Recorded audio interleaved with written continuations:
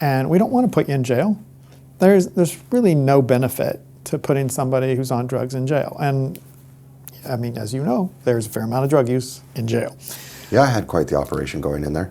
So, yes, I mean, so we don't believe that jail is the answer for people, but at the same time, if you're going to continue to damage yourself, your family, your community, and ultimately kill yourself. And so, like what Rick Trelevin said was that most of these people who ultimately overdose have probably 15 episodes of overdose before they die.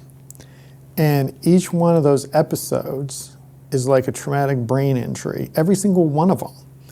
And it just compounds after each one. So you get Narcan or whatever it is that they're going to use to try to bring you out of your drug-induced stupor, and ultimately, if you don't get that type of treatment, you could very well die. And so that's permanent and lasting, essentially brain damage that's going on with every single overdose that happens. And obviously we save some people, but are they going to be the same? Are they going to be able to be positive members of society? And so that's what changed the game, was fentanyl coming on the scene and just mowing people down. We always had long-term marijuana users. We always had long-term heroin users, still dangerous, but they were out there. Long-term cocaine users. There are no long-term fentanyl users because they die. They kill themselves, mostly unintentionally, but they die from overdose, and by the thousands. Yeah.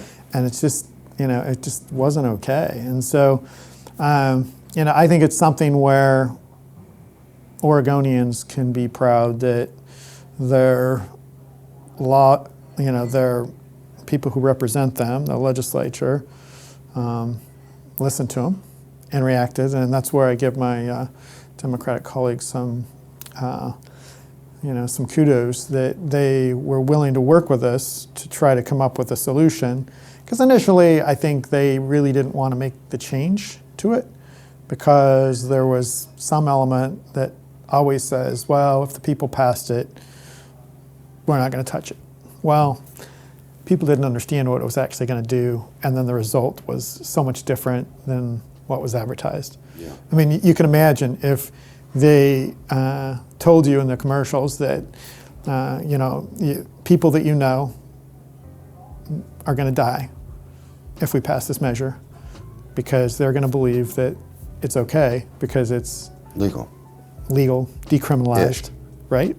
And bodies are going to stack up like cordwood. I'm pretty sure people would go, I don't think I'm going to vote for that. Right. But that's the truth of what happened. Yep. That wasn't what the advertising was. It was all sweetness and light about how people are going to get treatment. It's all going to be good, and the world's going to be so much of a better place. And it got so much worse. Yes. And so, so thankful for you and others who were out there who were able to, put some truth to this, and who are out there doing this work every day and working with people who have been affected by it.